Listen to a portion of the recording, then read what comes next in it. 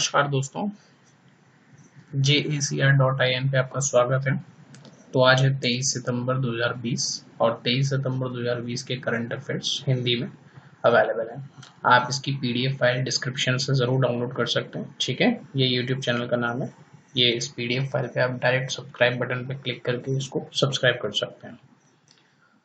तो इंडेक्स से कुछ 8-10 सवाल ऐसे हैं इम्पोर्टेंट जो बहुत ही सही रहेंगे। ठीक है, तो हम पहले सवाल से देख लेते हैं।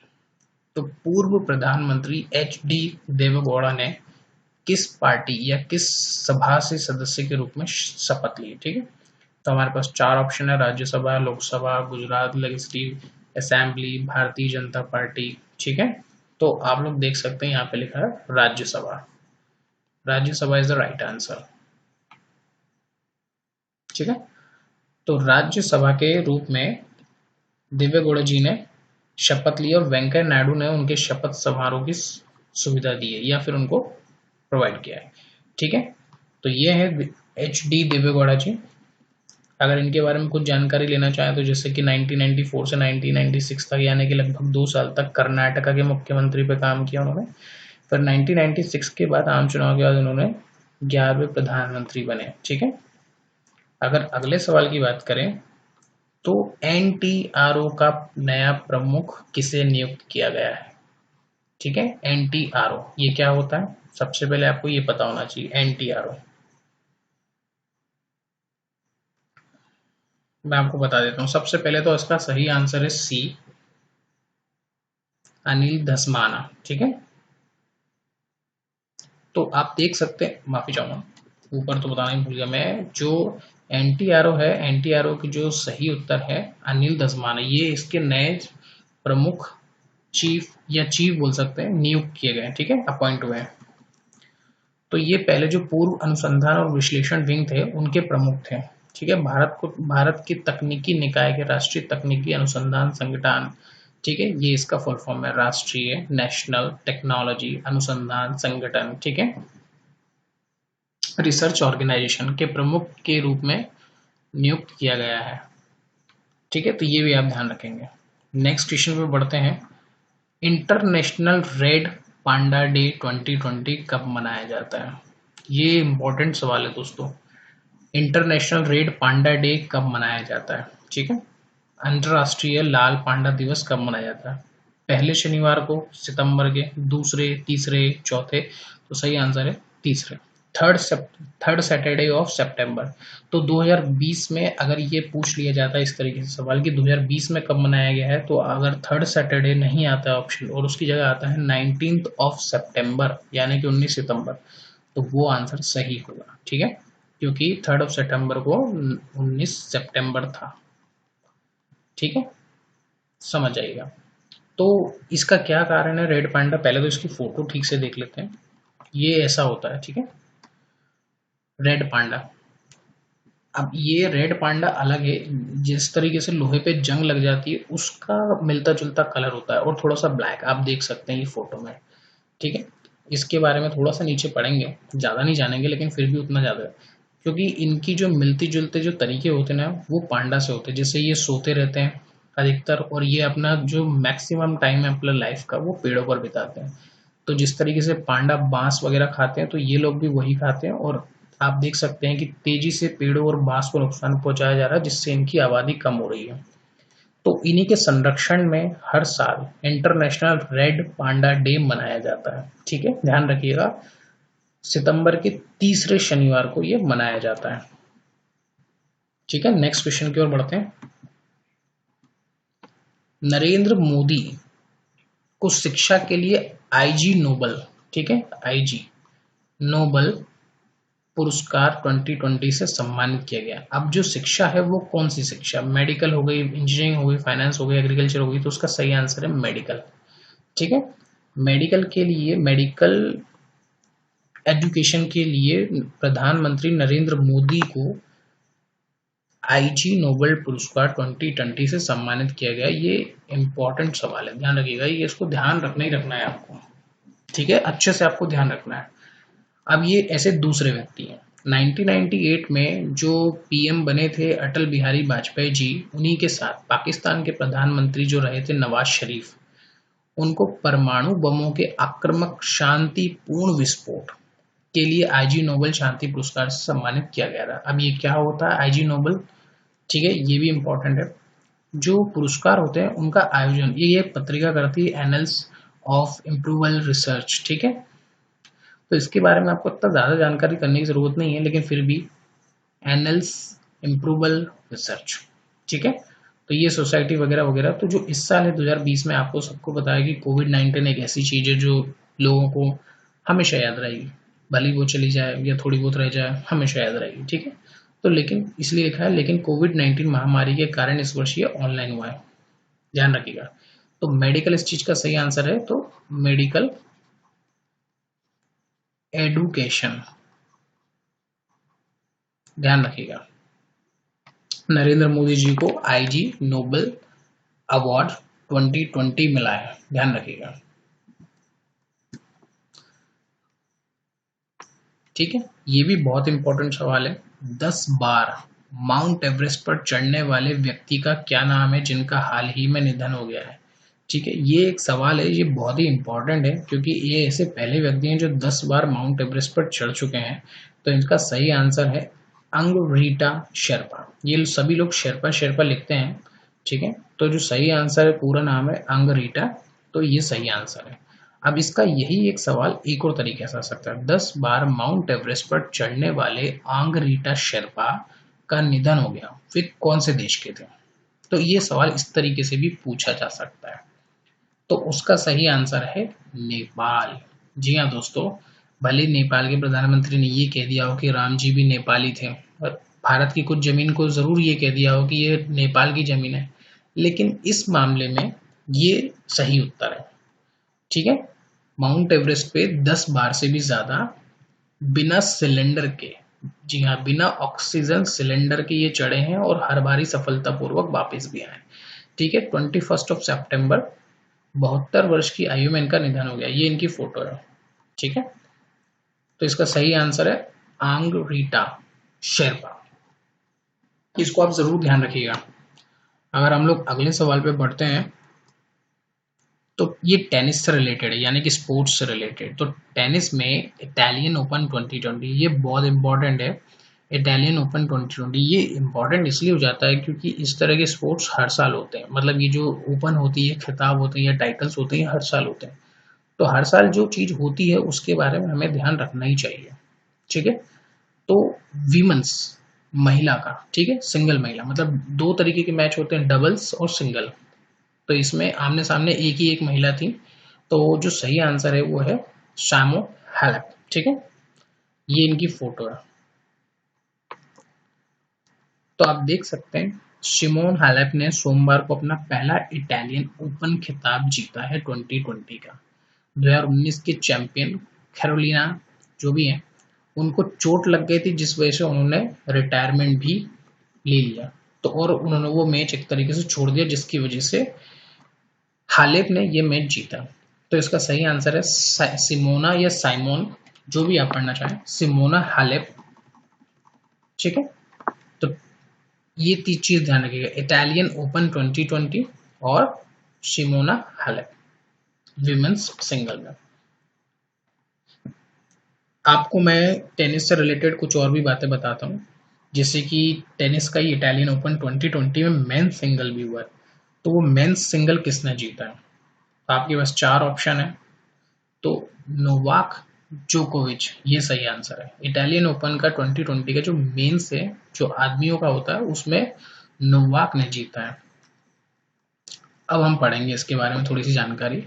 विश्व के नंबर 1 टेनिस खिलाड़ी नोवाक जोकोविच ने सोमवार को अपने 5वें इटालियन ओपन खिताब को जीत लिया, ठीक है, जीत लिया है। अर्जेंटीना के डिएगो को इन्होंने हराया है। अब टेनिस से रिलेटेड कुछ लेटेस्ट इन्फॉर्मेशन जो हम पढ़ लेते हैं, जो कि करंट अफेयर्स हैं, जो मैंने आपको पिछले वीडियोस में भी पढ़ाया था, तो मैं इस वीडियो में भी पढ़ाऊंगा, और आगे भी ऐसे टॉप 5 या लेटेस्ट 5 पढ़ाता रहूंगा, ताकि आपको पुराना भी याद रहे, ठीक है। तो डोमिनिक थिएम ने मेडन ग्रैंड स्लैम खिताब जीता है, ठीक है, यूएस ओपन 2020, कहने का मतलब यूएस ओपन, ठीक है 2020। ठीक है, नाओमी ओसाका ने यूएस ओपन 2020 महिलाओं के अंतिम मैच में विक्टोरिया को हराया। ये और ये एक ही है, यानी कि यूएस ओपन हुए थे उसी प्रकार से जैसे अभी इटालियन ओपन हुए हैं, मैंने आपको ऊपर बताया ये, तो उसी तरीके से यूएस ओपन भी हुए। यूएस ओपन इटाली ओपन से ऊपर पहले हुए, तो उसमें डोमिनिक थिएम ने जीता है और नाओमी ओसाका ने जीता है। ठीक है, उससे पहले मैट पेविक ब्रूनोसॉरस ने 2020 यूएस ओपन में पुरुषों का युगल खिताब जीता, मतलब डबल्स। इसमें 2 आदमी थे जिन्होंने ये जीता है यूएस ओपन 2020। अभी ये एक इम्पोर्टेंट जो इंडिया से रिलेटेड है, जो हाल ही में हुआ है लगभग सितंबर के स्टार्टिंग में या फर्स्ट या सेकंड वीक में, भाजपा के राज्यसभा सदस्य Anil Jain all India tennis association AITIA, ठीक है AITA, ठीक TA है, ऑल इंडिया टेनिस एसोसिएशन। ये भी बहुत इंपॉर्टेंट है, जैसे BCCI है इंडिया के अंदर उसी तरीके से AITA है इंडिया के अंदर, ध्यान रखिएगा। तो उसके जो बने हैं अध्यक्ष अनिल जैन बने, ध्यान रखिएगा। ये राज्यसभा सदस्य भी हैं, ये भी ध्यान रखिएगा। ये इनकी फोटो है, ठीक है, जोकोविच की, नोवाक जोकोविच।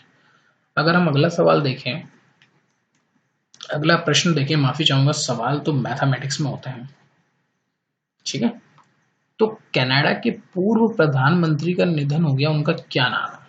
ठीक है, तो उनका नाम है भाई जॉन नेपियर टर्नर। ये इंटरनेशनल लेवल का है, ये भी इम्पोर्टेंट तो है इसलिए मैं बता रहा हूँ, लेकिन इतना ज़्यादा इम्पोर्टेंट नहीं भी कह सकते क्योंकि ये बहुत कम समय के लिए कनाडा के प्रधानमंत्री रहे थे, मगर ये करंट अफेयर्स की दृष्टि से ये है, इसलिए बताना मेरा फर्ज है, यह मुझे लगता है कि ज़रूरी है इसलिए मैं बता रहा हूँ। ठीक है, तो जॉन टर्नर एक लिबरल पार्टी राजनेता थे जिनकी 91 की एज में निधन हो गया। ठीक है, तो इम्पोर्टेंट सवाल कनाडा से रिलेटेड, ये कनाडा का मैप है, ध्यान रखिएगा। ठीक है, ये कनाडा का मैप हमेशा ध्यान रखिएगा। कनाडा की राजधानी क्या है? ओटावा। सबसे बड़ा शहर जो है टोरंटो। बहुत सारे लोगों को लगता था कि कनाडा की जो राजधानी है वो टोरंटो है, लेकिन टोरंटो नहीं है, ओटावा है, ध्यान रखिएगा। कनाडा की ऑफिशियल लैंग्वेज बहुत सारे लोगों को हो सकता है यूँ लगती हो कि इंग्लिश है, लेकिन फ्रेंच भी है इसकी ऑफिशियल लैंग्वेज।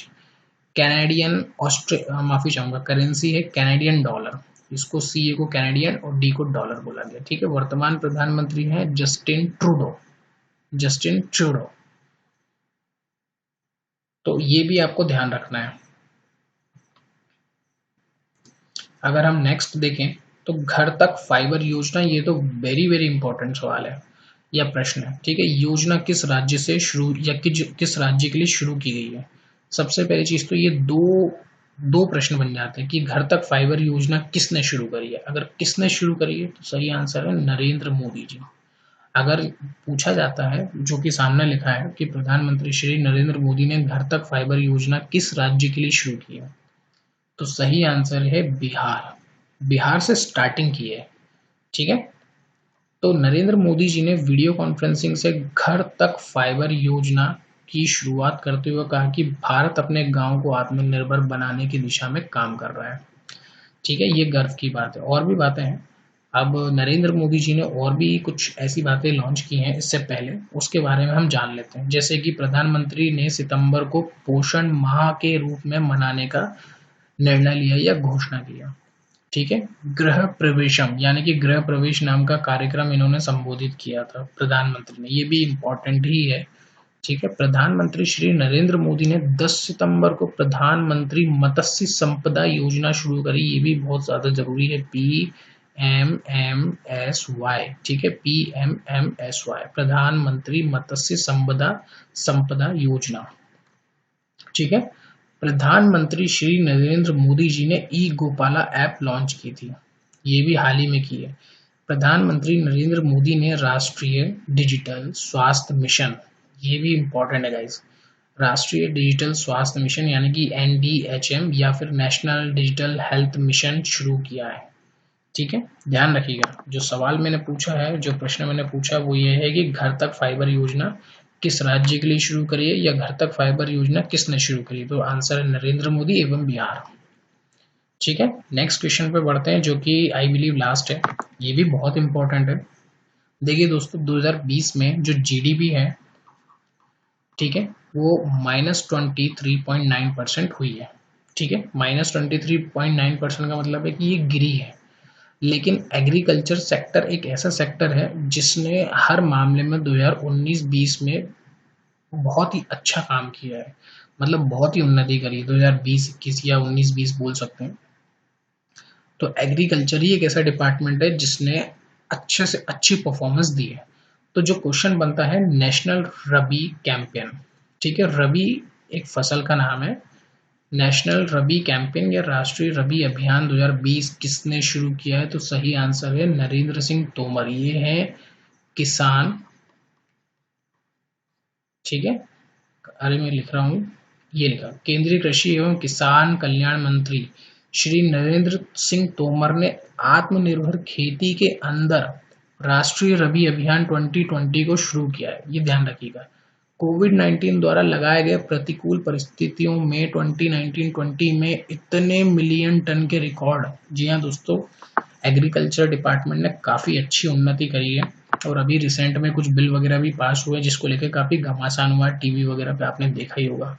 तो ये इतनी न्यूज़ है जो आप पढ़ सकते हैं अगर आप चाहें तो, लेकिन मेरे हिसाब से बस आपको इतना ध्यान रखना चाहिए कि जो राष्ट्रीय रबी कैंपेन है या योजना है, योजना नहीं, स्कीम, अभियान, माफी चाहूंगा, अभियान, तो राष्ट्रीय रबी अभियान जो है वो श्री नरेंद्र सिंह तोमर ने लॉन्च की है या शुरू की है, जो कि कृषि मंत्री, कृषि एवं किसान कल्याण मंत्री हैं।